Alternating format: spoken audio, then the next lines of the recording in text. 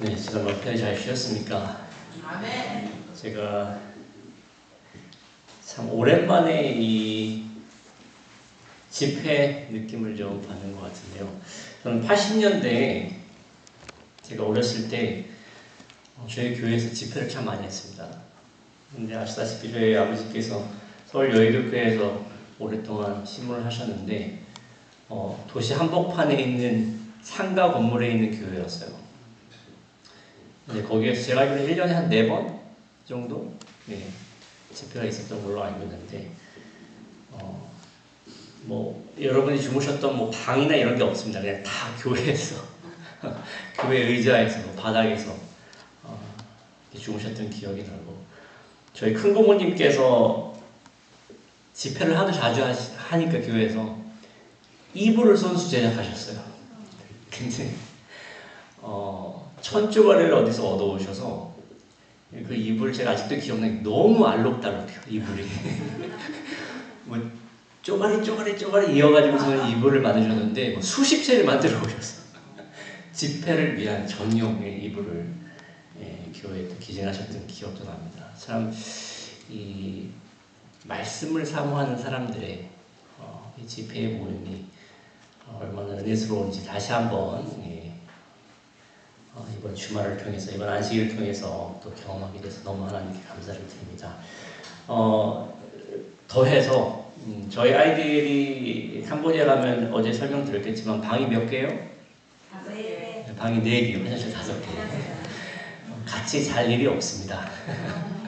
다 각 방에서 자기 침대에서 자는데 어제는 너무나 뜻깊은 추억을 한 방에서, 특히 저희 아버님 내외까지 한 방에 자리라고는 생각을 못했는데 너무 뜻깊은 기회를 허락하셔서 또 우리 외복교회에 너무나 감사를 드립니다. 자, 첫 시간은 저희가 하나님의 부르심에 대해서, 또 어제 저녁 두 번째 시간에는 하나님께서 캄보디아에서 저를 어떻게 인도하고 계신지에 대해서 저희가 좀 말씀을 드렸다면, 오늘 아침은 제목이 하나님의 기대하심입니다. 하나님께서는 여러분에게 어떤 기대를 갖고 계실까요?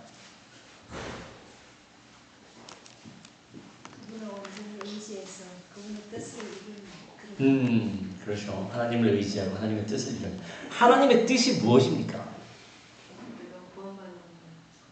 우리가 구원받는 거. 결국엔 그렇죠. 데살로니가 전서 한번 펴볼까요? 데살로니가 전서, 여러분이 5장에는 너무 잘 아시는 말씀, 항상 기뻐하라, 쉬지 말고 기도하라, 범사에 감사라는 말씀이 이어져 있는데, 그 전장 4장 3절에 있는 말씀 보겠습니다. 데살로니가 전서 4장 3절에 있는 말씀입니다. 다 같이 읽도록 하겠습니다. 하나님의 뜻은, 시작. 하나님의 뜻은 이것이니 너희의 거룩함이라. 곧 음란을 버리고 하면서 거룩함에 대한 설명이 나옵니다. 하나님의 뜻이 무엇이라고요? 우리의 거룩함입니다. 거룩함은 다른 표현으로 하면 잘 아시겠지만 뭐예요? 구별되었다는 것이죠.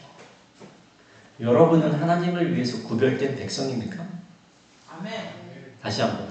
여러분은 하나님을 위해서 구별된 백성입니까? 아멘. 우리 삶을 통하여서 구별된 그 거룩함이 드러나야 할 것입니다. 우리 시편에 있는 말씀 같이 한번 읽겠습니다. 주여 주께서, 시작. 주여 주께서 지으신 모든 민족이 와서 주의 앞에 경배하며 주의 이름의 영광을 돌리리이다.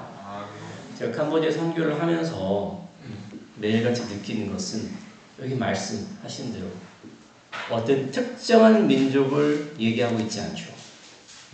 이스라엘 민족만이 아니죠. 또는 우리 대한민국에 살고 있는 여러분, 한국만을 표현하고 있지 않습니다. 모든 민족이 와서, 그 안에는 현재 인구의 97%가 불교인 캄보디아 사람들도 포함이 되어 있다는 것입니다. 그래서 하나님께서는 이러한 기대를 갖고 캄보디아 선교를 저희 가족뿐만 아니라 또 여러분들을 보내신 게 아닌가 하는 생각을 하게 됩니다. 한 말씀 더 보겠습니다. 잘 아시는 말씀 마태복음 28장 20절입니다. 내가 너에게 시작 내가 너에게 분부한 모든 것을 가르쳐 지키게 하라. 볼지어다 내가 세상 끝날까지 너희와 항상 함께 있으리라 하시니라. 선교가 무엇일까? 여러분 방금 읽은 말씀 28장 20절 전에 19절에 있는 말씀 보시면 가서 모든 민족을 뭐 하라고 하셨습니까? 제자를 삼으라고 하셨어요. 그 어떻게 보면은 가서 제자를 삼는 게 선교겠죠. 가서 제자를 삼는 게 선교일 것입니다. 자, 한번 생각해 보시기 바랍니다. 여러분은 예수님의 제자들이십니까? 아멘. 여러분이 예수님의 제자라면 지금 말씀대로 가서 또 제자를 만들어야 돼요. 그렇다면 여러분 뭐가 되셔야 됩니까? 선생님. 하나님의 은혜로. 그렇죠. 우리 스스로는 못하겠지만 하나님의 은혜로 우리는 교사가 되어야 됩니다. 본을 보여야 된다는 것이죠. 우리가 잘 아는 열매에 대한 성령의 열매 갈라디아서 5장에 나와 있는데 열매의 의미를 좀 생각을 해보시면 뭐가 열매일까? 완전한 이건 자체. 완전하게 익은 자체. 그렇습니다. 열매. 완전한. 근데 사실 이 열매를 잘 생각해 보시면은 여기 한 가지 재미있는 걸 알려드리자면 이 한국에서는 과일을 드실 때 어떤 과일을 많이 드세요? 잘 익은 거. 그렇죠? 큰 거. 큰 거. 보기 좋은 거. 좋아하실 겁니다. 맛있게 생긴 거. 그래서 이 과일장 보러 가시는 분들 보면 참 신중하게 많이 고르시죠. 냄새도 맡아보시고 뭐 여러 가지 하십니다. 근데 사실 이 캄보디아 분들을 보시면요. 와보신 분들은 아시겠지만 거기는 과일 익은 걸 잘 안 먹습니다. 다 뭐 망고도 딱딱 아니 맞습니다. 소금 찍어서 네. 뭐 구아바도 그렇고 뭐 아마 제가 알기로는 좀 익은 과일을 먹는다 수박 정도. 예, 수박은 사실 덜 익은 수박 먹기가 어렵지 않습니까? 예, 근데 뭐 파인애플도 안 익은 거예요. 요리해서 먹습니다. 예, 다 그래서 항상 이 캄보디아에 가보시면 흔히 보이는 그런 장면이 배가 아픈 사람이 참 많아요. 그래서 저희가 항상 얘기하면 익은 거 먹어라. 근데 이제 그 나라 문화인 것 같아요. 예, 덜 익은 과일 먹는 게. 근데 저희가 익은 과일을 좋아하죠. 근데 성경에서 말하는 이 열매라는 의미를 여러분 잘 생각해 보시면 열매는 물론 그 잘 익었다라는 표현을 저희가 사용하지만 실제로 열매가 된다는 것은 생명. 뭐의 생명이 있습니까? 그 자체 생명. 씨앗의 생명이죠. 그 자체 과일은 종류에 따라 했어요. 원전은 씨앗. 근데 생명은 씨앗에 있죠. 떨어져도 발할 수 있는 생명이요. 다른 말로 하면 여러분 옥수수 농사 져보신 분은 알겠지만 저희도 강원도에서 옥수수 농사를 많이 짓는데요. 덜 익은 옥수수 심으면 납니까? 국정인데 안 나죠? 안 나죠. 안 납니다. 씨앗이 된다는 것은 완전히 발육이 다 끝난 상태가 돼야 되는 거예요. 그러니까 성경에서 말하는 열매라는 것은 단지 보기 좋고 먹음직스러운 게 열매가 아니에요. 씨앗이 되어서 가서 심겨졌을 때 싹이 날 수 있는 그 상태가 되었을 때를 열매라고 한다는 것입니다. 제자 삼는 것도 마찬가지인 것 같아요. 저희가 가서 제자를 삼을 수 있는 그런 자들이 되기 위해서는 그만큼 준비가 되어야 하겠죠. 자, 하나님께서 캄보디아에 기대하시는 것은 말씀 그대로 그들을 제자 삼아 그들 또한 뭐가 될 수 있도록 나가서 본이 되는 씨앗이 되는 완전한 열매로서 성숙하게 하는 그 일을 저희가 하는 것이 아닌가 생각이 듭니다. 이 캄보디아 같은 경우 말씀드렸다시피 여러 가지 내전도 있었고 또 앞에 힐링필드도 있었고 그래서 오랜 시간 동안 신앙적인 발전이 참 어려웠던 나라예요. 그러다 보니까 여러 면에 있어서 많이 뒤처집니다. 많이 어렵고. 그래서 이분들이 이 선교에 대한 또 해외 원주에 대한 기대가 항상 있었어요. 아까 어제 말씀드렸듯이 밀가루 교인이라는 표현 저희가 썼는데 이 교회 나오시는 분들이 교회에 대한 이미지를 어떻게 생각하시냐면 뭔가 가서 받아야 돼. 항상 빈손으로 와서 뭔가 가져가야 할 이런 것으로 여기고 계세요. 근데 신기한 거는 불교는 안 그렇습니다, 여러분. 불교뿐만 아니라 저희 바탐방에 오시면 큰 검은 동상이 있어요. 신은 아닙니다. 근데 사람들이 와서 거기서 기도를 하고 경배를 해요. 그 신상을. 근데 신기한 게 절대 빈손으로 오지 않습니다. 항상 뭘 가져와요. 헌물을 가져와요. 대개는 이제 뭐 바나나, 과일 뭐 이런 것들을 갖다가 바칩니다. 그래야만 신이 축복을 줄 거라 생각을 하기 때문에. 근데 신기하게 이런 불교를 믿던 분들이 기독교에 들어오게 되면 반대가 돼요. 하나님 항상 물론 하나님께서 흔쾌히 주시는 걸 좋아하시지만 그러다 보니까 교회에 뭔가 드린다는 것, 또 교회를 위해서 헌신한다는 것은 캄보디아에서는 참 찾아보기 어렵습니다. 특히 위에 세대, 그 난민촌 통해서 이 기별을 받아들인 분들을 보면은 그게 더 좀 두드러지는 모습인 것 같아요. 그러다 보니까 사실 저희 젊은 세대, 밑에 올라오는 어린 세대들이 이 믿음의 어떤 신앙의 본을 배우고 자랄 수 있는 그런 선배님들이 교회에 잘 없어요. 예를 들어서 저희가 이번 안식일 날 예배 끝나고 해진 다음에 교회 대청소하겠습니다. 오십시오. 안 오세요. 우리 밖에 어떤 봉사로 나가겠습니다. 오십시오. 안 오세요. 이번 안식일 저녁에 크리스마스 파티합니다. 오시는 분 선물 드립니다. 다 오세요. 사도대 8쪽까지 다 데리고 오세요. 그러니까 이게 참 어렵습니다.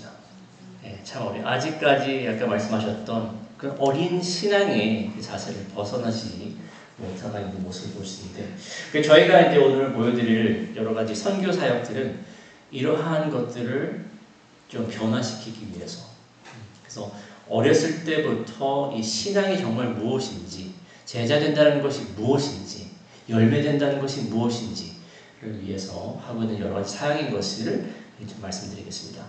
저희 에센셜 라이프 센터에서는 여러 가지 선교 사역들이 있습니다. 어린이를 위한 선교 사역, 또 우리 청소년들을 위한, 여러분 아시겠지만 교육이 중요합니까? 중요하죠.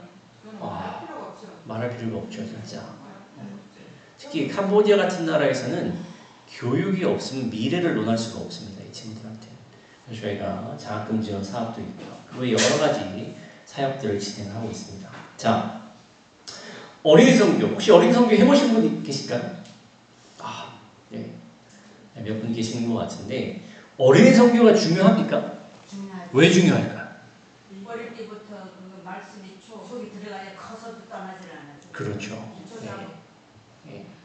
우리 성경 말씀에도 나와 있지 않습니까? 어렸을 때부터 가르치라고.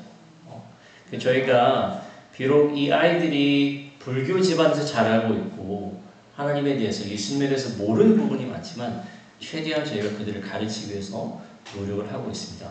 매 안식일 오후 저희 청년들이 이렇게 1시에 되면 교회에 모입니다. 캄보디아는요, 모든 스케줄이 한국보다 빠릅니다. 관공서며 학교며 시작하는 시간이 7시예요. 7시부터 11시까지가 오전 수업 시간이고 11시부터 1시까지가 점심 시간입니다. 캄보디아는 급식이 없어요. 왜냐면은 급식을 할 수 있는 장비와 그런 준비가 안 돼 있고, 요즘은 많이 나아졌지만 캄보디아 분들은 집에 냉장고 없는 분들이 많으세요. 그러니까 요리를 미리 해서 뭐 저장을 해놨다가 꺼내 먹을 수 있는 그런 게 없어요. 항상 몇 끼 그때그때 준비해서 먹어야 돼요. 그러다 보니까 간단하게 요리할 수 있는 것들이 많이 좀 발달이 되어 있고 그렇습니다.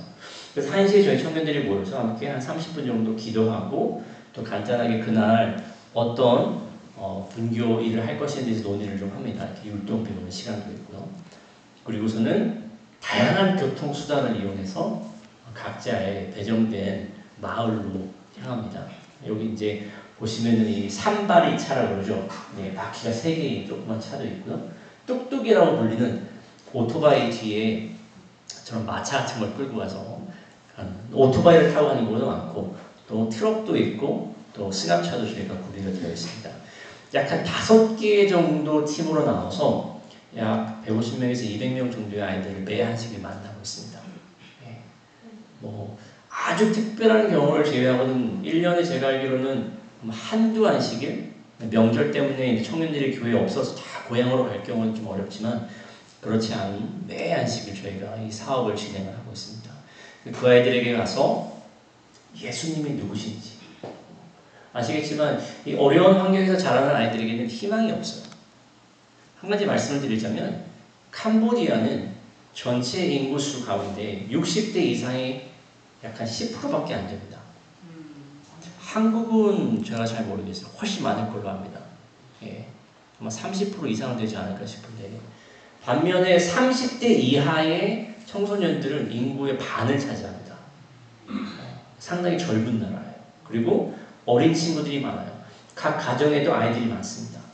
그런데 이분들이 아이들을 낳는 이유가 있어요. 왜 아이들을 낳을까요? 나중에 노후를 위한 대책입니다. 아, 진짜예요. 노후뿐만 아니라 아이들이 10대 초반, 약간 등치가 어느 정도 그래도 좀 커졌다? 그럼 내보내요. 돈 벌어 오라고. 공부 중요하지 않습니다. 한국은 참 저희가 감사해야 될 게, 부모님 세대나 그 위에 세대, 우리 할아버지 할머니 세대 분들도 보면 한국은 참 교육을 중요시했어요. 이 가난이 대물림되는 것을 극히 싫어하시는 게 한국 민족인 것 같아요. 그래서 내가 경험한 가난을 우리 아이들은 경험하지 않도록 하기 위해서 교육을 집중적으로 많이 시켰는데, 캄보디아는 그거 없어요. 공부 안 시켜요. 오히려 학교 다니는 애 끄집어내서 어디 취직시켜요. 그래서 캄보디아 가보시면 대부분의 많은 상점들에서 일하고 있는 아이들이 10대 중반, 15살, 16살 된 남자애들, 여자애들 상당히 많습니다. 미래가 없어요. 그래서 그런 아이들에게 저희가 최대한 희망을 가질 수 있는, 예수님에 대한 소망을 가질 수 있는 이런 일들을 매하시길, 나가서 성경 이야기 들려주고, 또 율동 가르쳐주고, 그리고 또 다양한 게임도 하면서 아이들과 그런 친교를 갖습니다. 이 아이들이 갈 때마다 상당히 좋아할까요? 너무 반겨요. 저희 오는 소리 들리면은 집에서 맨발로 뛰어나온 아이들부터 해서 반갑습니다. 이 아이들이 이 저희 교회 청년들을 만나는 일이 사실 길지 않아요. 안식일 오후에 잘해야 한두 시간 정도밖에 안 되겠지만, 저희가 기도하는 것은 그 잠깐의 만남을 통해서 이 아이들에게 나도 저 언니 오빠처럼, 저 형 누나처럼 하나님을 믿으며 저렇게 사람이 항상 밝을 수가 있구나, 기쁠 수가 있구나, 뭔가 희망이 있고 소망이 있구나 라는 것을 알려주기 위해서 하고 있습니다. 1년에 한 번씩은 특별하게 이 아이들을 데리고서는 물놀이장에 갑니다. 이 아이들은 평생에 가보지 못하는 경험들이에요. 집이 가난하기 때문에 물놀이장 가는 비용이 한국처럼 비싸지 않습니다. 한국은 제가 알기로는 상당히 비싸더라고요. 몇만 원씩 하는데 여기는 5천 원밖에 안 해요. 근데 그 돈이 없어요. 그래서 저희가 지난 5월 마지막 일요일 날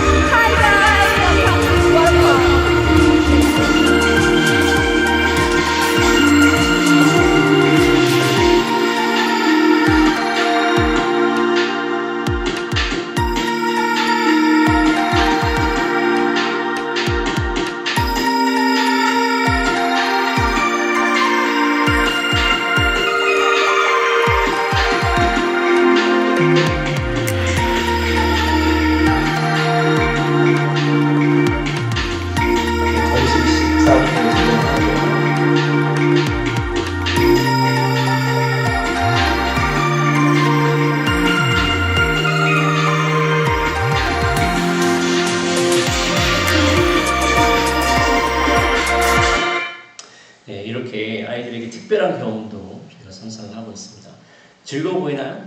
네. 네. 너무 아이들이 즐겁게 보는 걸 보면서 사실 저희가 매 안식일 갈 때마다도 간단한 간식을 준비를 해요. 이 아이들이 아무래도 영양적으로 많이 좀 부족한 부분들이 있다 보니까 어떤 지역 같은 경우는 제가 나중에 좀 보여드리겠지만 방치된 경우가 너무나 많습니다. 자기 아이가 학교를 가는지 안 가는지 아무 상관을 안 해요. 부모님은 다 막 술 마시는 거 좋아하고 심지어는 뭐 마약하는 거 좋아하고 맨날 하는 게 도박 이런 거밖에 없어요. 그래서 이 아이들 보면은 노는 그 놀이가 도박이에요. 신발을 이렇게 던져서 뭐 이렇게 하는 건데 그 앞에 돈을 놓고선 해요. 그 조그만 아이들이 배운 게 그거밖에 없으니까. 그래서 이 아이들을 위해서 여러분이 좀 기억나실 때마다 많이 기도를 좀 해주시기 바랍니다. 참 어려운 환경에서 자라난 아이들이 너무나 많습니다.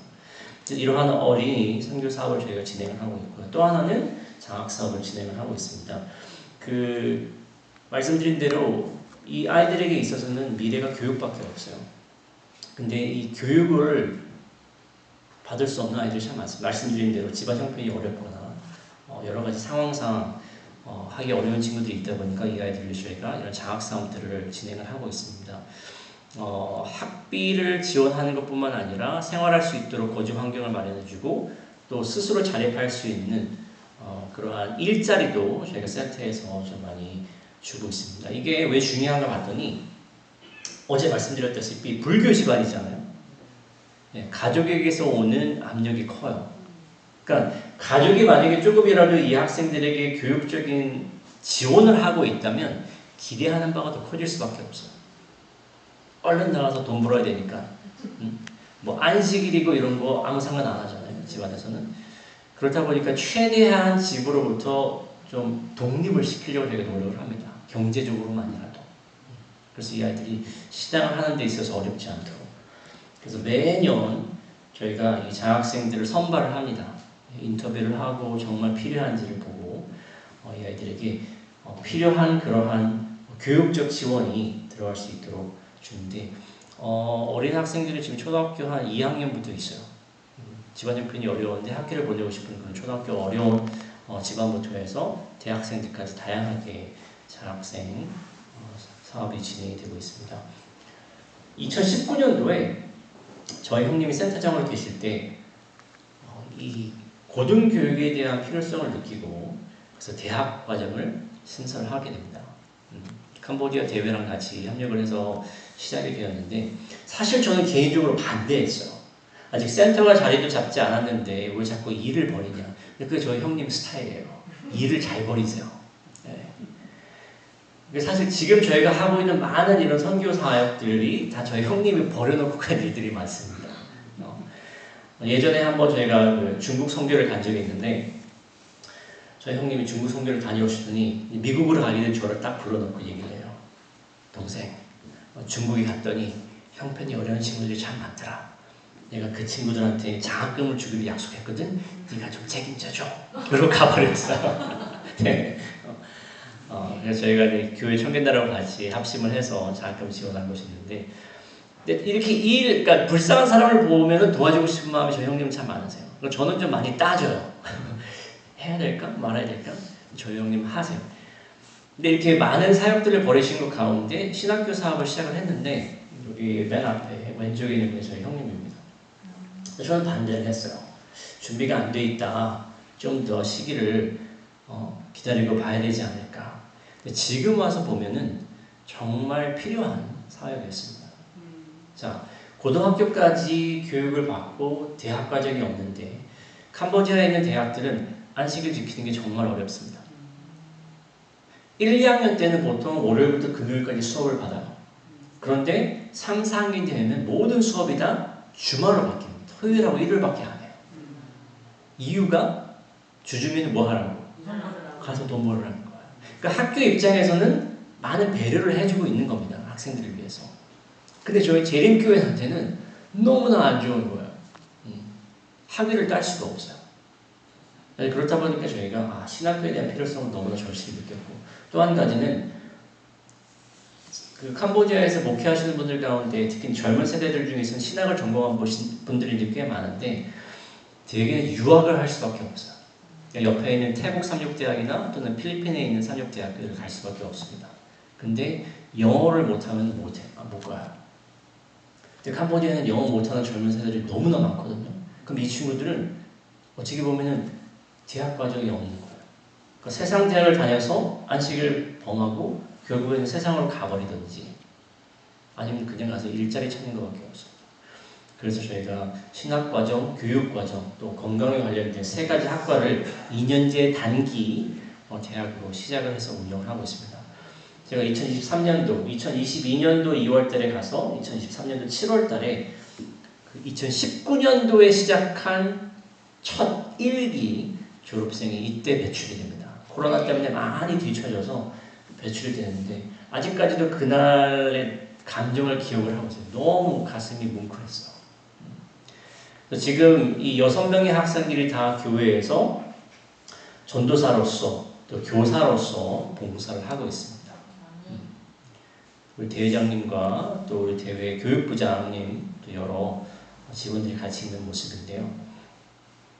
그래서 캄보디아 재림교회는 정말 절실한 사업이 바로 이 교육사업입니다. 이 한국 재림교회도 성장을 할 수밖에 없었던 이유가 말씀드렸다시피 올해 삼육교육 120주년을 맞이하는 해입니다. 그만큼 삼육교육이 있었기 때문에 이 한국의 재림교회도 발전할 수 있었던 것처럼 캄보디아에도 이러한 교육이 절실히 필요하고 있다는 것입니다. 근데 이제 2기 학생들인데 2기 학생들이 요 맨 오른쪽에 있던 친구는 이제 1기랑 같이 졸업을 했고 8명의 학생들이 있었는데 저희가 다양하게 미국에서 교수님을 초빙해서 수업도 진행한 적도 있고 또 한국에서 먼저 중학교에 계셨던 우리 박래양 장로님, 김도환 선생님 두 분이 오셔서 전기 교육, 기본적인 전기 교육도 많이 할 수 있도록 노력을 하고 있고요. 또 말레이시아에 있는 에너 요양병원 거기는 병원장 데이비 팡 원장 오셔서 팀하고 건강에 대한 또 의료 선교에 대한 과정도 저희가 하고 다양하게 이 친구들이 단지 성경적 지식뿐만 아니라 선교사로서 제자 되는 데 있어서 꼭 필요한 지식들을 최대한 많이 배워갈 수 있도록 그 2년의 과정을 준비하고 있습니다. 저희 학교에서는 한 2만 평 정도 되는 농장을 가지고 있어요. 그 농장에서는 또 이 유기농 농사법을 가르쳐서 더 건강한 먹거리, 식거리들을 제공할 수 있도록 또 배우고 있습니다. 또 말씀드렸다시피 음악 교육을 받지 못한 친구들이다 보니까 또 음악 수업도 진행을 합니다. 악보를 읽는 법, 키보드, 피아노를 연주하는 법 등을 가르쳐주고 있고요. 가난하다 보니까 컴퓨터를 잘 못 만져본 친구들이 너무나 많아요. 그래서 타이핑부터 해서 그런 여러 가지 컴퓨터 프로그램들을 배울 수 있도록 컴퓨터 수업도 저희가 진행을 하고 있습니다. 참 감사드리는 것은 이러한 컴퓨터나 이런 것들이 저희가 센터에서 구입을 할 수가 없어요. 자금이 없기 때문에.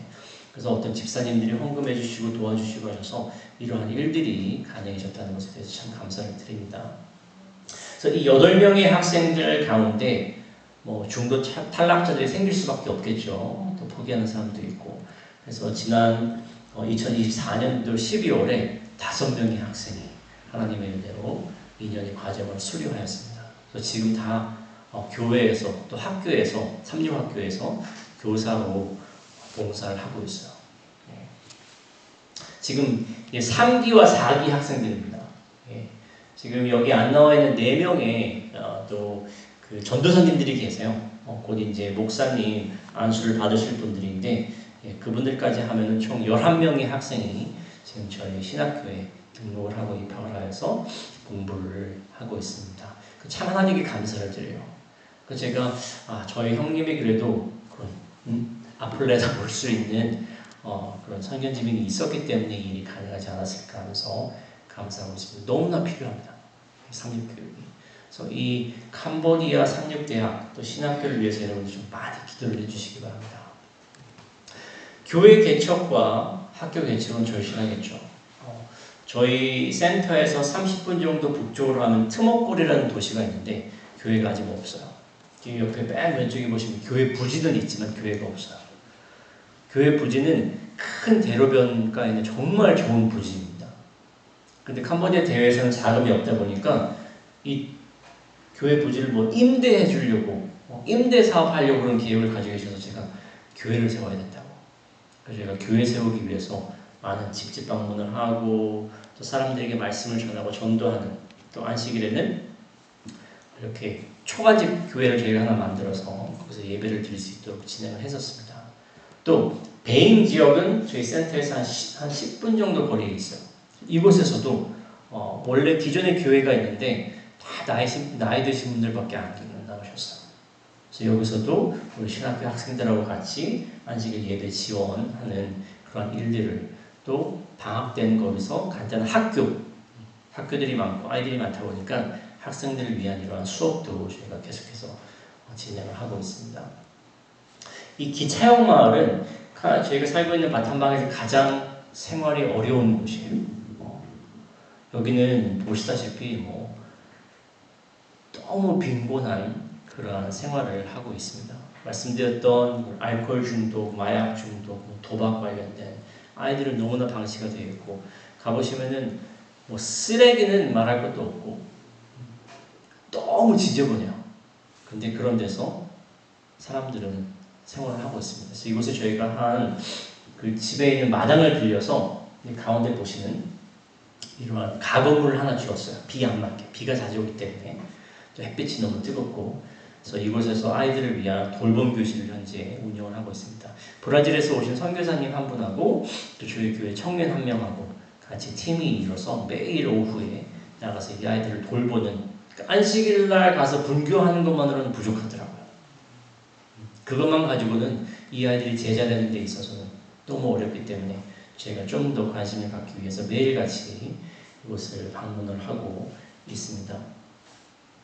이 교회 개척 일 가운데 따헨이라는 마을을 저희가 방문을 하게 됐는데, 여기 계신 분들은 꽤 보시면 많으세요. 여기 어른들 같은 경우는 한 30-40명 모입니다. 안식일 오후에. 여기도 교회가 없어요. 그래서 어떤 지역 주민의 집, 이제 여기가 1층 모습인데 거기 집 밑에서 저희가 의자를 놓고 예배를 매 안식일로 드리고 있습니다. 한쪽에서는 분교가 진행이 되고 있고요. 많이 올 때는 100명 넘게 모이세요. 이분들이 다 말씀에 대한 관심이 크고 하나님을 배우기 위해서 이렇게 열심히 오십니다. 나눠주는 거 없어요. 제가 아까 말씀드렸듯이 교회에서 뭔가 주면은 많이 오시는 분들이 많은데, 여기는 순수하게 말씀 듣기 위해서 오시는 분들이세요. 그래서 이런 곳에 교회가 빨리 지어져야 되겠죠. 저희가 화요일 저녁마다 한 4팀, 5팀으로 나눠서 각각 흩어져서 구역반 예배를 또 드립니다. 여러분도 주중에 이렇게 구역반 하시는지 모르겠지만 소그룹 모임은 정말 중요합니다. 제가 말씀드렸던 이 바탄방에 있는 감화력 센터, 말씀드린 대로 선한 영향력을 끼칠 수 있는 하나의 센터로서 저희가 선교를 하고 있는데, 우리 각각의 개인이 그러한 선교 센터가 되어야 합니다. 여러분이 계시는 그 곳, 여러분의 그 가정이 이러한 선교의 빛을 낼 수 있는 등대 역할을 해야 된다는 거 잊지 마시고, 우리 교회 목사님, 우리 교회 장로님이 해주실 거야 기대하지 마시고, 여러분 스스로가 이러한 선한 영향력을 작은 소그룹 모임을 통해서라도 해낼 수 있도록 꼭 계획을 세우고 그러 나가시길 바랍니다. 금요일 날에는 이렇게 직접 방문을 저희가 또 해요. 그래서 대개는 아프신 분들, 또 구도자분들, 그리고 또 여러 가지 이제 이 말씀에 대해서 관심은 있고 아직까지 신앙은 없지만 이런 분들을 저희가 찾아가서 이발도 해드리고 마사지도 해드리고, 저희가 지난번에 발 마사지 배웠잖아요. 원주광교회 통해서 가서 마사지도 해드리고 기도도 해드리고, 또 혹시라도 의료적인 도움이 필요하면 저희가 병원도 모시고 가서 병원비도 지원해드리고 하는 이런 일들을 하고 있습니다. 안식일 날에는 약 한 4군데, 저희 센터에서도 예배가 이루어지고 있지만 지역에 있는 작은 교회들을 지원을 하기 위해서 저희 신학생들이 나갑니다. 나가서 거기 가서 예배 지도도 하고 또 교과 공부를 가르치고 설교 말씀도 하는 그러한 예배 지원 사업을 저희가 또 진행을 하고 있습니다. 나이 드신 분들만 계시다 보니까 아무래도 교회 예배 분위기가 많이 좀 처지는 게 있는 것 같아요. 그래서 이렇게 젊은 친구들이 가서 또 힘을 보태면 훨씬 전도와 선교에 있어서 많이 도움이 되는 걸 볼 수가 있었고요. 음악적인 부분도 이 합창단을 저희가 만들었어요. 브라질에서 오신 한 선교사님이 합창단을 만들어서 교회 방문도 하고 또 아름다운 찬양을 통하여서 하나님께 영광을 돌리는 그러한 일도 진행을 하고 있습니다. 예전에 우리 한국 재림교회에 이 70년, 80년 사셨던 분들은 아시겠지만 그 당시 안식을 지키는 게 쉬웠습니까? 어려웠습니까? 어려웠어요. 저도 아직 기억하는 게 제가 초등학교, 그 당시 국민학교였죠. 다닐 때는 주 6일, 아까 어제 저희 아버님들 말씀하셨지만 안식일마다 결석하셨다, 토요일마다 결석하셨다. 저도 6년 초등학교를 결석하면서 다녔습니다. 그래서 아직도 기억나는 게 매 그 학기 초에 저희 어머니가 편지를 쓰세요. 선생님한테. 저희 교회는 저희 가족은 제7일 안식일 예수진의 교인으로서 토요일마다 교회를 갑니다. 우리 아이가 결석을 하더라도 양해 부탁드립니다라고 편지를 써주세요. 그래서 6년을 그렇게 다녔는데 이 캄보디아도 말씀드린 대로 학교들이 다 6일제예요. 아직까지. 공립학교 다니는 친구들은 사실 결석하는 게 상당히 어렵습니다. 불이익이 많아요. 심지어는 유급을 시켜요. 그 출석 숫자가 부족하다고 해서. 그래서 대개는 저희가 이 친구들 사립학교를 전학을 시킵니다. 사립학교는 아무래도 학비는 좀 더 비싸지만 좀 더 양해해주는 부분이 커서. 근데 가장 큰 문제는 사회생활을 할 때에 안식을 지키는 직장을 얻는 게 거의 불가능해요. 여러분도 아마 예전에 좀 보셨을 텐데. 그래서 저희가 시작되는 게 이 직업훈련원입니다. 사실 저희가 예전부터 캄보디아의 청년들, 재림 청년들을 위해서 어떤 직업훈련원이 필요하겠다라고 생각을 하고 기도를 해왔어요. 근데 사실 직업훈련을 하기 위해서는 여러 가지 그런 준비될 게 많잖아요. 시설도 있어야 되고, 장비도 있어야 되고, 가르칠 분도 있어야 되고. 근데 마음에 이런 부담을 가지고 있었는데 쉽게 할 수가 없더라고요. 근데 작년에 어떤 여집사님께서 저한테 전화를 주셨어요. 목사님, 그동안도 많이 도와주셨던 분인데 목사님, 저희가 뭔가 새로운 선교 사역을 좀 하고 싶은데 빵 공장 어때요? 빵 공장 하고 연락이 오셨어요. 네? 빵 공장이요?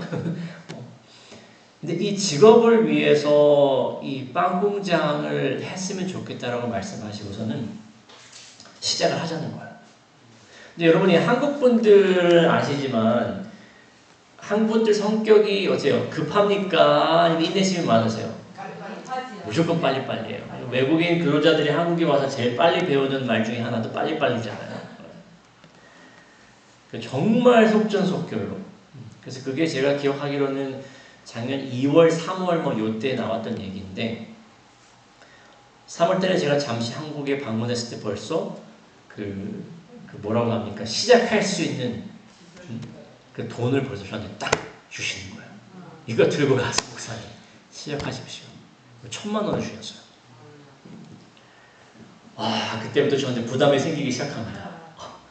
돈은 많았고 물론 이제 뭐 1,000만 원 가지고 모든 걸 다 할 수는 없지만 분명히 하나님께서 뜻하신 바가 있기 때문에 이렇게 한 집사님을 통하여서 그 마음에 부담을 주시고 이 일을 하도록 기도를 하게 하시고 그리고 심지어는 자금까지 주셨는데 그 제가 대회 관계자분들하고도 만나고 해서 이 베인 처치 아까 보였던 베인 처치의 이 베인 교회의 부지를 활용하기로 결심을 하고 그곳에다가 건물을 짓기로 설계도가 좀 형편없습니다. 제가 그렸어요. 어디 맡기기에는 저희가 자금이 없다 보니까 설계도를 저희가 그리고 이제 건축을 시작을 하게 됩니다. 근데 참 보시면 그냥 방치되어 있어요. 왜냐면 너무 열악하다 보니까 뭔가 할 수 있는 그런 시설이 전혀 없고 저 코너에 있는 요게 교회입니다. 이게 교회예요. 끝에 보이는 여기서 안식일 마다 예배 오늘도 아마 들으실 거예요. 벽도 없습니다. 지붕밖에 없어요. 그래서 이곳에다가 교회도 살리고 또 많은 우리 재림 청년들에게 어떤 자기 스스로의 직업을 갖게 함으로써 안식을 지키는데 전혀 어려움이 없도록. 그래서 이 일을 저희가 기도하면서 2024년 6월 25일 날 시작을 하게 됩니다. 첫 삽을 떼는 날이었어요.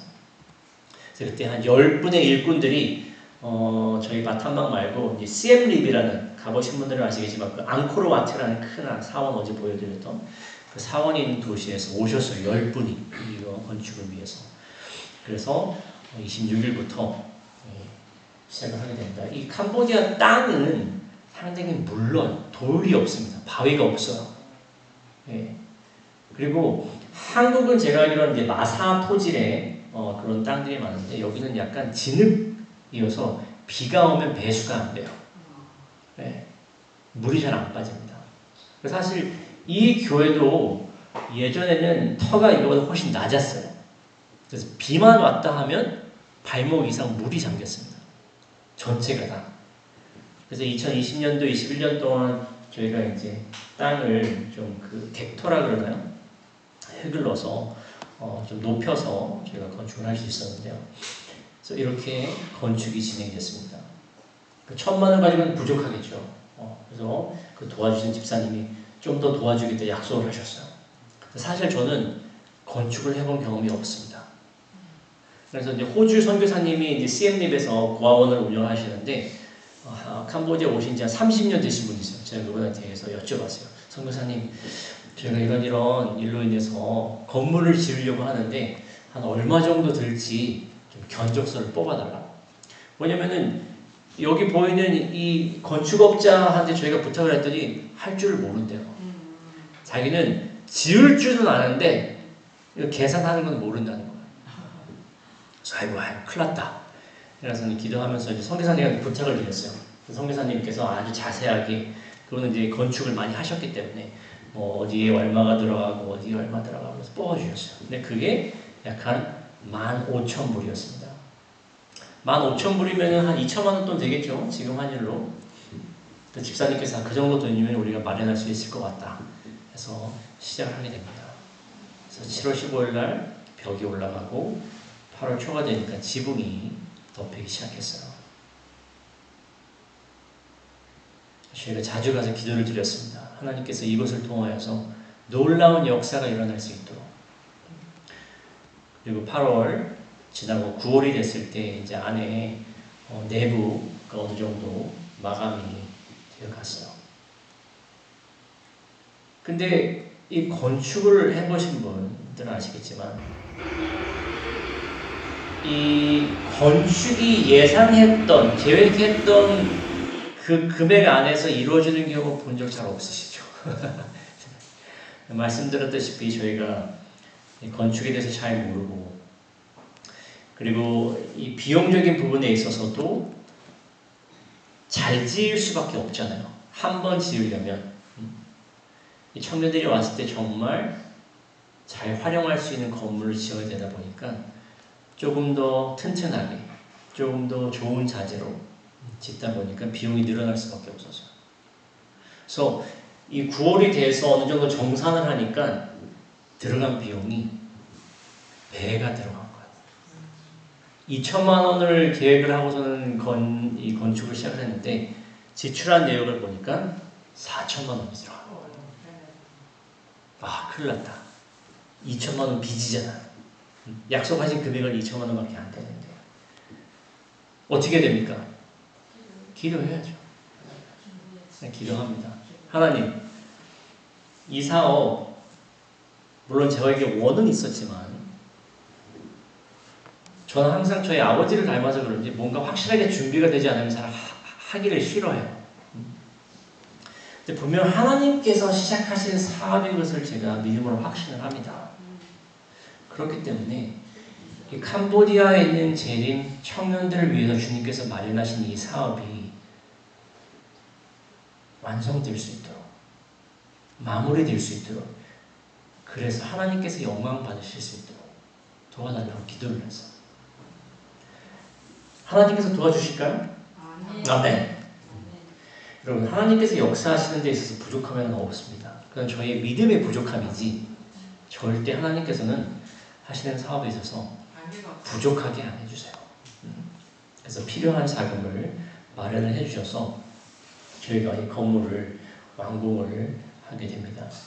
그래서 이렇게 앞에 그 펜스도 너무 막 무너져 내리는 막 그런 보기 안 좋은 거여서 저희가 새로 이번에 바꾸고 그리고 이렇게 아름답게 건물이 참 이쁘죠. 또 다른 브라질에서 온 선교사님이 건축을 전공하시는데 자기가 이 벽면이 너무 휑하다고 뭔가 그림을 그려주겠다고 하시더니 아주 뭐 몇 주 꼬박 고생하시면서 예쁘게 멀리서 봐도 여기선 빵을 만드는 곳이구나 라는 것을 알 수 있도록 그래서 저희가 올 초에 필요한 장비도 몇 가지를 또 구입을 하고 5월 8일 한 달 좀 더 됐나요? 첫 빵이 이곳에서 만들어졌어요. 너무 저는 감동스러웠습니다. 이 정말 하나님의 은혜가 아니었으면 이루어질 수 없는 일들을 하나님께서는 뜻하신 바가 있으시기에 계획하신 바가 있으시기에 제가 상당히 오랜 기간 동안 이게 가능할까? 자금도 부족하고 할 수 있는 사람도 없고 근데 하나님께서는 필요한 때에 주님이 뜻하신 그 때에 필요한 자금을 필요한 인물들을 보내시는 게 제가 경험할 수 있었습니다. 여기 이 선교사님은 러시아에서 오셨어요. 참고로 여기 뒤에 있는 이 친구는 미국 학생입니다. 근데 캄보디아 말로 신학교에서 수업을 듣고 있어요. 네, 캄보디아 말을 배워서. 근데 이 러시아에서 온 선교사님이 작년에 저희 캄보디아로 올 계획이 조금 더 없으셨어요. 가족하고 이제 말레이시아 애넌에 있는 그 요양병원을 방문하는 중에 캄보디아에 도움이 필요하다. 캄보디아에 선교사가 필요하다. 그런 호소를 들으셨어요. 그리고서 그럼 나도 가볼까? 하고 저한테 연락이 왔어요. 그래서 제가 면접을 봅니다. 영어를 못해요. 러시아 말밖에 못해요. 말을 못하면 선교사 할 수 있습니까? 어렵잖아요. 죄송하지만 저희 센터에서는 딱히 하실 일이 없을 것 같습니다. 그랬어요. 그럼 이분이 포기하셨을까요? 안 하셨으니까 오셨겠죠? 포기 안 하셨어요. 뭐든지 시켜만 주시면 제가 다 하겠습니다. 청소가 됐던, 뭐 옆에서 뭐 거들어주는 일이 됐던. 그래서 저희가 그러면 보통 선교사들이 오면 저희가 매달 약간의 소정의 봉사료를 또 이제 수급이 생활해야 되니까 저희가 지급을 하는데 저희가 그런 혜택을 드릴 수가 없습니다. 자급 사역자로서 자원봉사자로서 오신다 하면은 저희가 도와드리겠습니다. 자원봉사자로 오겠대요. 자기 돈 들여서 다 할 테니까 받아만 달라고 오셨어요. 저희가 딱 한 달이 지난 다음에 선교사로 채용을 했습니다. 너무 달란트가 많으세요. 그리고 가장 큰 것은 사람들을 사랑하는 마음이 너무 커요. 뭐 여러분 선교사에 있어서 가장 큰 것은 어떤 기술도 아니고 그러니까 뭔가 많은 지식이 있어야 되고 성경에 대한 지식 아니 뭔가 나눠줄 수 있는 지식 제가 보기에는 선교사는 그거보다 가장 중요한 것은 태도예요. 마음 자세예요. 섬기고 사랑하는 마음 그들 위해서 뭐라도 하려고 하는 마음 가장 중요합니다. 그래서 지금 이름이 아나인데 아나 선교사님이 오셔서 저희 센터에 관련된 모든 홍보 사진 찍고 편집하고 하는 걸 다 담당하시고 또 이분이 러시아에서 부모님하고 요양병원을 운영하셨어요. 그래서 그 요양원에서 빵을 계속 만들어내셨대요. 제빵 달인입니다.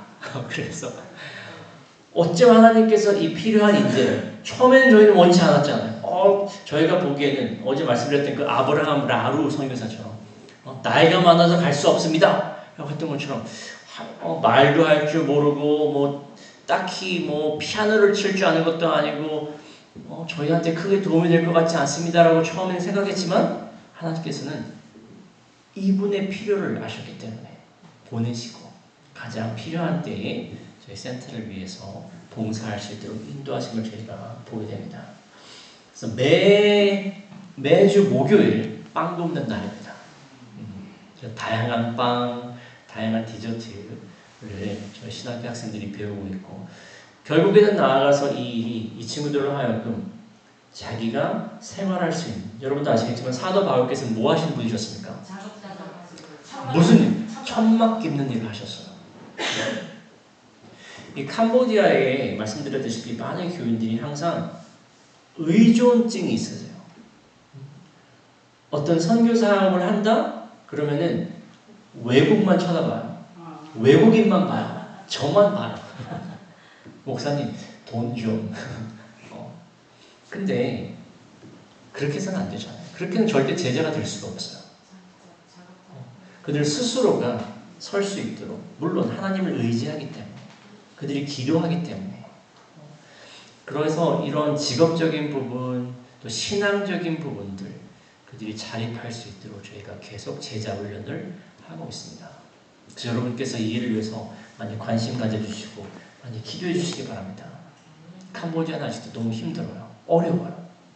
또 어려운 친구들이 너무나 많고 저희가 처음에 갔을 때 그 어제 보여드렸던 이 체육관에서 있는 트레이너 여학생 기억나시죠? 예, 지금 이번에 이제 졸업을 하는데 이 여학생하고 총 5명, 그러니까 6명의 학생이 저희 마탐방을 유학을 와 있었어요.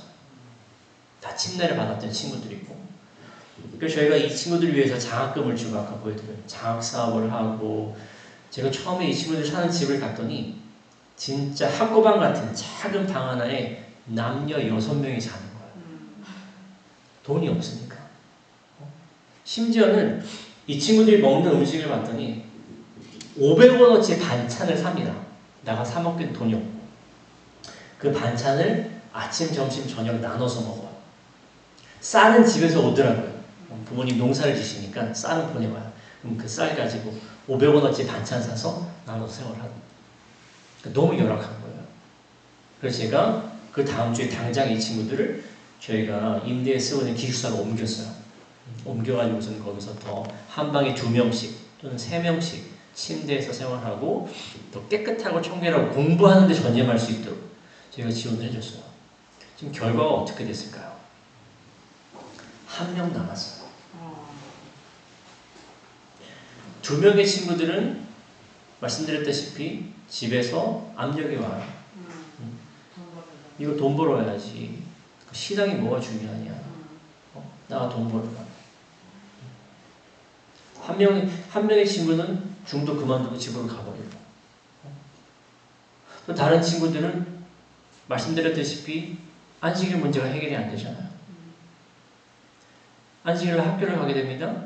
교회 안 와요. 신앙이 어떻게 돼요? 떨어질 수밖에 없어요. 점점 하나님으로부터 멀어지더라고요. 그리고서는 더 이상 교회 안 나와요. 또 한 친구는 저희가 너무 가슴 아팠던 게 한 번은 남학생인데 저한테 목사님 아무래도 제가 기숙사에서 나가야 될 것 같습니다. 그래서 왜 그러냐? 다음 주부터 저희 학교 모든 수업이 토요일하고 일요일로 바뀌는데 제가 안식을 지킬 수 없을 것 같은데 안식을 지킬 수 없으면 장학생이 될 수 없으니까 제발로 나가겠다고. 그래서 같이 기도해보자 그래서 우리가 어떻게 받아들인 신앙인데 이렇게 쉽게 버려서는 안 된다. 같이 기도하자. 그리고서는 기도하면서 다른 학교를 찾아봤어요. 마탐방에 있는 국립대학교 다니고 있던 친구였는데 그러면 푸놈펜에 있는 왕립대학교 푸놈펜 왕립대학교라고 하면 한국의 서울대학교 같은 급입니다. 왕립대학교 농과 학생인데 농과를 한번 문의해봐라. 전화를 했어요.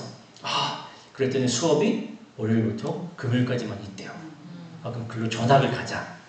그래서 전학을 하도록 이 친구를 푸놈펜에 제가 보냈어요. 필요한 서류가 뭔지 절차가 뭔지. 근데 이 친구가 서류를 떼러 갔더니 학교 관계자가 하는 말이 똑같은 거예요. 다 수업이 토요일밖에 안 한대요. 결국은 안 됐어요. 돌아왔습니다. 또 계속 기도를 해요. 근데 하루는 이 친구가 저를 찾아왔어요. 목사님, 안 될 것 같습니다. 포기하지 말자. 하나님께서 분명히 길을 열어주실 것이다. 결국에는 이 친구가 제가 공부하던 2년 동안 공부했던 농과를 포기했어요. 그리고서는 전기 기술을 배우는 그 옆에 있는 공과대학으로 옮겨갑니다. 안식일 지킬 수가 있어서. 근데 캄보디아에서 안식일을 지키기 위해서 학교를 포기하는 거 본 적이 없었어요. 너무나 감사했어요. 참된 신앙 아닙니까? 신앙을 위해서 그 2년 동안 자기가 투자했던 공부를 포기할 줄 아는. 여러분, 하나님을 위해서는 우리의 삶을 포기할 줄 아셔야 됩니다. 그게 아무리 우리가 보기에 가치가 있는 일이라 할지라도 하나님이 최우선이 되어야지 절대 나의 삶이, 나의 직장이. 제가 참 안타까운 것은 교회에서 10년, 20년 다녔던 교인분들이요, 저희 구도자를 구해서 성경을 가르치고 침례를 주죠. 안식일을 가르칩니다. 거룩하게 지켜야 된다. 그래야 거룩한 백성 될 수 있다고. 근데 기존의 교인분들이 그 구도자, 이제 갓 침례받은 분들한테 어떻게 얘기하냐? 안식일? 가서 일해. 직장이 있어야 교회를 나오지. 돈을 벌어야 생활할 거 아니야? 괜찮아. 가서 일해. 이렇게 얘기하세요. 그렇게 힘들어요.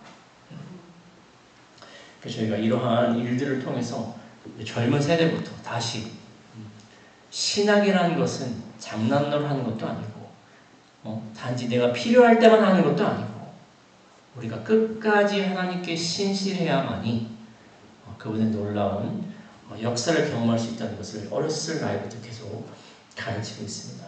근데 말씀드렸던 그 남학생이 안식일을 잘 지키고 이제 새로운 기술을 배우면서 학교를 다니고 있었어요. 근데 어떤 일이 발생했냐면 신학교에 다니고 있는 다른 여학생을 사귀기 시작합니다. 사실 우리 화이선지자 말씀에도 나와 있지만 공부할 때는 뭐에 집중해야 돼요? 공부에 집중해야죠. 네. 근데 그 안에서 이제 이런 교제가 이루어지면 물론 뭐 교제가 잘 돼서 결혼까지 하게 되면 괜찮지만 젊은 친구들이 안 그렇잖아요. 사귀었다가 헤어지고 이런 일들이 많으니까. 그래서 여러 가지 부분에 있어서 문제가 있기 때문에 저희가 타일렀어요. 남학생도 타일르고 여학생도 또 따로 불러서 타일르고 지금 때가 아니다. 더 말씀에 집중하고 공부에 집중하고 저희가 학업 2, 3년이면 마치는데 마친 다음에 하나님의 뜻이 있으면 그때 가서 교제하라고. 어떻게 했을까? 나가버렸어요. 사랑을 포기 못하나 봐요. 네, 결국에는 제가 참 너무 마음이 아팠어요. 왜냐면은 그렇게 안식일 투쟁까지 한 친구고 함께 기도한 친구인데 결국에는 남학생도 나가고 여학생도 같이 나가더라고요. 참 사탄이 얼마나 저희가 하고 있는 이 선교 사역에 있어서 사탄이 기분 좋겠습니까? 사탄이 봤을 때에 지금 캄보디아의 청년들이 계속 희망 없이 살아가는 걸 사탄이 원하지 그렇지 않아요. 말씀의 소망을 갖고 하늘의 소망을 두고 예수님이 오실 그날을 기다리면서 준비하는 것을 사탄이 원하겠습니까? 하나님의 뜻대로 이 사람들이 거룩하게 되기를 원하겠습니까? 원하지 않아요. 그래서 말씀대로 택하신 자까지도 미혹하기 위해서. 그래서 이러한 친구들이 뺏길 때마다 저희는 너무 가슴 아프더라고요. 그래서 여러분께서 많이 기도를 해주셔야 됩니다. 그리고 기회가 되시면 캄보디아를 방문해 주세요. 여러분이 여기 음악하시는 분들도 계시고 아마 요리 잘하시는 분들도 계실 거고 또 한국어 잘 가르치는 분들도 아마 있을지 모르겠어요. 오시기 바랍니다. 오셔서 하나님께서 여러분에게 주신 그 달란트, 그 재능 또 여러분이 그 달란트라는 장을 실물교원에 읽어보시면은 저는 하나님께서 주신 달란트가 없는 것 같아요. 시간도 달란트입니다. 그렇죠? 여러분의 시간을 나누시기 바랍니다. 나눠서 하나님께 영광이 되는 일을 하는 생애를 사시기 바랍니다. 우리 같이 베드로전서 2장 9절에 있는 말씀 읽겠습니다. 그러나 너희는 시작. 그러나 너희는 택하신 족속이요 왕같은 제사장들이요 거룩한 나라요 그의 소유가 된 백성이니 이는 너희를 어두운 데서 불러내어 그의 기이한 빛에 들어가게 하신 아름다운 덕을 선포하게 하려 하시라. 아멘. 여러분은 하나님의 택하신 족속입니까? 여러분은 하나님께서 선택하고 부르신 왕같은 제사장들이십니까? 거룩한 나라입니까? 하나님의 소유된 백성들이신가요? 그렇다면 우리가 해야 될 일은 뭡니까? 그의 아름다운 덕을 선포하는 삶을 살아야 한다는 것입니다. 우리는 나가서 제자를 삼을 책임을 가지고 있는 것을 기억하시기 바랍니다. 한 말씀 더 읽겠습니다. 이사야서 49장 6절입니다. 내가 또 너를 시작. 내가 또 너를 이방의 빛으로 삼아 나의 구원을 베풀어서 땅끝까지 이르게 하리라. 아멘. 하나님께서 캄보디아에 기대하고 계신 것은 캄보디아의 많은 영혼들이 예수님 오실 때에 준비되어서 함께 구원받는 것이겠죠. 그래서 이 일에 있어서 여러분도 함께 동참해 주시고 실제로 오실 수 없다면 마음으로서 기도로서 하나님의 놀라운 역사가 캄보디아에 아직까지 그 흑암 가운데 그 어두움 가운데 고통당하고 있는 사람들에게 진리의 빛이 하루속히 전해질 수 있도록 함께 노력하고 기도하시는 저와 여러분 되시길 간절히 바랍니다. 기도하고 마치겠습니다. 사랑의 하나님 아버지, 이 안식일 아침 다시금 저희에게 생명을 허락하시고 저희가 누구인지 저에게 어떠한 책임이 부여되는지 깨닫게 해주심을 인하여 감사합니다. 주님께서 택하신 거룩한 백성 삼으신 저희들 거룩하게 살아갈 수 있도록 주님 도와주시옵소서. 저에게 주어진 진리를 이 세상의 값싼 것들과 바꾸지 않을 수 있도록 주님 지혜 허락하여 주시옵소서. 이 세상에 아무리 좋아 보이는 것들이 있을지라도 주님을 위해서라면 그 모든 것을 다 버릴 줄 아는 저희들 될 수 있도록 도와주시고 저희의 신앙만큼은 저희의 믿음만큼은 포기하지 않는 타협하지 않는 주님의 참 백성 될 수 있도록 주님 저희 마음 가운데 저희 삶 가운데 역사해 주시옵소서. 그리고 더 나아가 저에게 주어진 이 아름다운 기별을 주님의 그 아름다운 덕을 널리 알릴 수 있는 참된 선교사가 될 수 있도록 주님 인도하여 주시옵소서. 이 안식일 저희 마음 가운데 주님의 거룩한 영께서 늘 항상 동행하여 주시길 사랑 많으신 예수님 이름으로 간절히 기도합니다. 아멘.